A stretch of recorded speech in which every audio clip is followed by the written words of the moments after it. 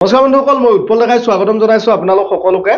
যদি আপোনালোকে Assam direct ৰিক্ৰুটমেণ্টৰ grade 3 grade 4 পদত আবেদন কৰিছিলে বা অসম পুলিচৰ এবি ইউবি কনষ্টেবল এছআই যিকোনো পদতে আবেদন কৰিছিলে, বৰ্তমান সময়ত এক্সামৰ অপেক্ষাত আছে।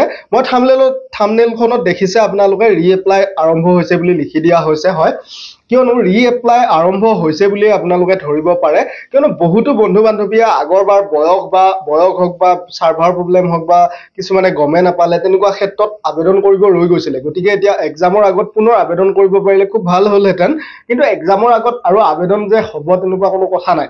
কিন্তু যিসকলে আবেদন কৰি থৈছে, এক্সাম দিব বিচাৰে, এক্সামত বহি উঠি এটা চাকৰি ল'ব বিচাৰে, তেওঁলোকলৈ এই ভিডিঅ'টি যথেষ্ট গুৰুত্বপূৰ্ণ। আগতেও মই এই আপডেট দিছোঁ, পুনৰ এতিয়া যিহেতু লাষ্ট ডেটৰ সময় পাইছে, সেই আপডেট আপোনালোকক আগবঢ়াব বিচাৰিছোঁ। 10 আগষ্ট লাষ্ট ডেট হয়।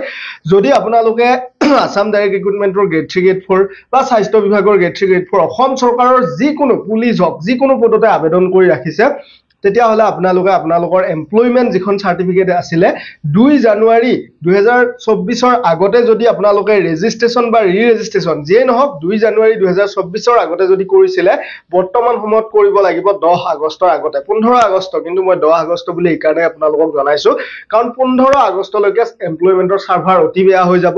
আপোনালোকে 10 আগষ্টৰ ভিতৰতে কৰাটো উচিত হ'ব। যদি আপোনালোকে কমন নোট ল'ব বিচাৰে, মোৰ তাত পাব। এডিআৰই এক্সাম পুলিচ এক্সামৰ বাবে পুৰণি প্ৰশ্ন কাকতৰ ওপৰত নিৰ্ভৰ কৰি প্ৰস্তুত কৰা ডাইৰেক্ট কমন আহিব। ছ'চিয়েল ষ্টাডিৰ যিহেতু 30 মাৰ্ক আহিব, সেই 30 মাৰ্কৰ বাবে ছ'চিয়েল ষ্টাডিৰ PDF আছে, সেইটো লৈ আপোনালোকে অধ্যয়ন কৰক, তাৰ পৰাই ডাইৰেক্ট কমন আহিব। ধন্যবাদ। 15 আগষ্টৰ লৈ নাথাকিব, 10 আগষ্টৰ ভিতৰতে আপোনালোকে ৰিএপ্লাইটো কৰিব এমপ্লয়মেণ্টৰ।